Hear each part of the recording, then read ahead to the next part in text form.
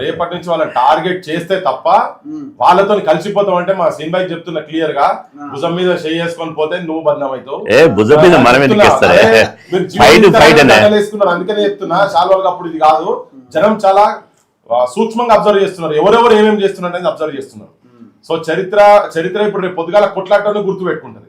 అందుకే డే 1 నుంచి ఫస్ట్ నుంచి చెప్తున్నా ఏంటంటే రాహుల్ గాంధీ రేవంత్ రెడ్డి రేవంత్ రెడ్డి ఇంటి కూడా కూర్చోాలని ఎన్నికలు ఎట్లా పెడతావా రేవంత్ రెడ్డి?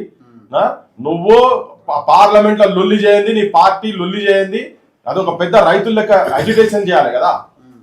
నీకు 60% దేశం మొత్తంలో ఉన్నటువంటి జనాభా అని చెప్తున్నారు కదా, నీ పార్టీ వాళ్ళు కూడా చెప్తున్నారు కదా. నువ్వు పోయి అక్కడ నువ్వు లొల్లి చేయకుండా ఉట్టికొచ్చి వీళ్ళు పెట్టిన మీటింగ్ వచ్చి ఔరంకి సాదిమి అబ్దుల్లా దివాన్ అన్నట్టు రేవంత్ రెడ్డి వచ్చి ఒక 2-3 గంటలు ఉపన్యాసం ఇచ్చిండు.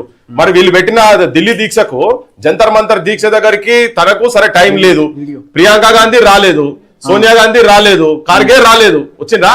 మరి బాధ్యులు ఉన్నటువంటి నలుగురు రావాలి కదా. వీళ్ళు రేవంత్ రెడ్డి రాహుల్ గాంధీ దేశం మొత్తం తెలంగాణ మోడల్ అని చెప్పుకొని తిరుగుతున్నాడు కదా. సో తెలంగాణ మోడల్ ఏంటో ఇంప్లిమెంట్ చేసినప్పుడు కదా. సో దీని మీద నువ్వు ఫైట్ చేయాలంటే బరాబర్ నేను సంఘాలకు ఏం చెప్తున్నా అంటే ఇక్కడ జనం ఆల్రెడీ కొంత చైతన్యవంతులు అయిపోయి ఉన్నారు. ఇలా యాడ మీటింగ్ పెట్టినా గానీ ఎవరు బీసీలు అన్నా గానీ కొత్తోళ్ళు చాలా మంది వస్తున్నారు. ఇలా ఏళ్ళకెళ్ళి తిరిగేటోళ్ళు కాకుండా కొత్తోళ్ళు వచ్చినా గానీ బీసీ అనగానే వస్తున్నారు, జనాలు వస్తున్నారు కదా. సో ఆ సిచ్యువేషన్ వచ్చింది. కానీ ఎట్లా లేపుతారో అట్లనే బొంద పెడతారు జనం కూడా. సో నువ్వు అజిటేషన్ ప్రోగ్రామ్ కావాలి. అజిటేషన్ ఏంది?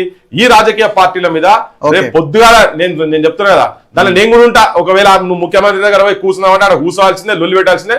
నువ్వు ఢిల్లీ గడికోసారి పోయి వస్తున్నావు కదా, దీని మీద పోయి నువ్వు ఇడికి రాకు జయలలిత లెక్క పోయి ఆడనే కూర్చో.